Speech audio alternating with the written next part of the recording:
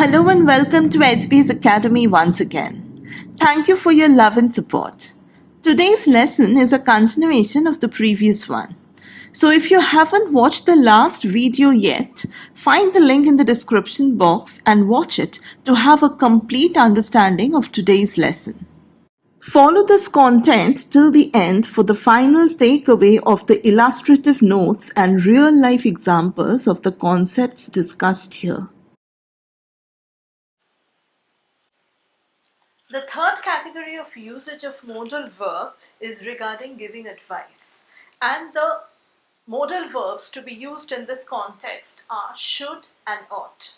Imagine a situation where you are sharing a problem with your friend, right? So whenever you are sharing a problem with your friend, the friend who's giving you suggestions will actually use modal verbs like shall or should to give you advice. You should see a doctor if coughing persists, right? Another one, you ought to take medicines on time. So whenever you're having this conversation, try to focus on the grammatical accuracy.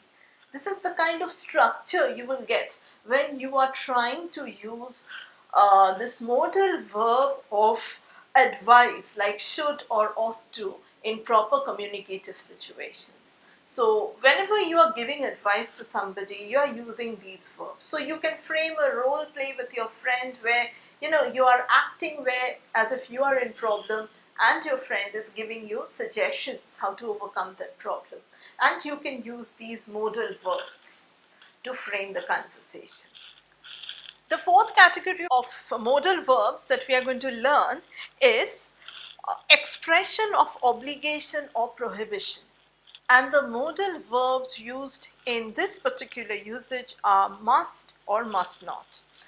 Suppose you are participating in this particular game with your friend or your group of friends, right? And suppose you decide that you are going to play this game where you will write in chits of paper about a particular place. It could be a petrol station. It could be a hospital, it could be a school. In each of your chits, you will say you will write 5 sentences. 5 sentences regarding the rules which must be followed at these particular places. So like in school, everybody must come in their uniform, right? Suppose in petrol station, what is the rule? You are not supposed to light a cigarette.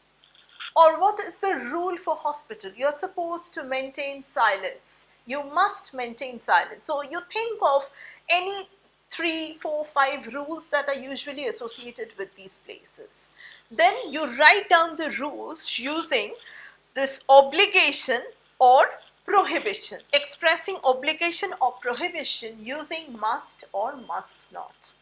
Then once you read out the rules, you ask your friends to guess to which particular place these rules pertain to. So whenever you are, you are mentioning this particular rule, you must come in uniform, right? That means that you are talking about a school, right? Or you are talking about any particular place of work where there is uniform, like for security personnel there's a uniform, for army personnel there's a uniform. Right? So these are the fun games that you can practice with your friends with language, with modal verbs in order to ensure that you know the accurate usage of modal verbs. Modals like must, should, ought to, had better, need, and their negative and interrogative forms often express functions like obligation, necessity, prohibition, advice, recommendation, and the lack or absence of them. Modals can be used effectively for framing and documenting rules in a corporate context or business setting, as in framing rules for employees by the project manager for the work from home schedule during COVID-19 pandemic. Or it can also be used for framing the do's and don'ts for the new employees onboarded by the HR at the induction. Or it can also be used to frame regulations for interns and trainees, which is to be followed during their tenure of work. Modals expressing obligation and prohibition are used for framing rules for various public places like school, gymnasium, hospital, petrol station. As in, for example, you must not smoke inside the premises of a petrol station. Modals can be expressed through negatives, prohibition, lack of necessity of advice, and interrogative questions, as in, shouldn't you complete the course of antibiotics even if the fever has subsided?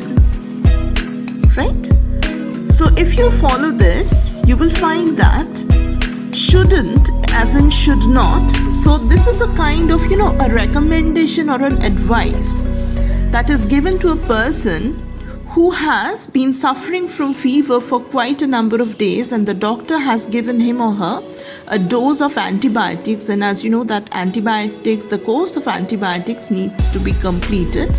But this person, once the fever has subsided, has kept the antibiotic aside and did not complete the medication. So this is an advice or a recommendation, that is, shouldn't you complete the course of antibiotics even if the fever has subsided? Framed in the form of a question.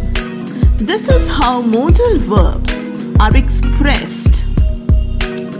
Modal verbs of recommendation are expressed through questions. Thank you for watching our videos. Keep supporting SB's Academy by subscribing to our YouTube channel. Share the videos if you like the content and leave your valuable feedback in the comments. Don't forget to press the bell icon for receiving notifications about our new videos. If you're watching the video from our Facebook page, do not forget to like and follow SB's Academy for updates on new videos and upcoming courses. Happy learning!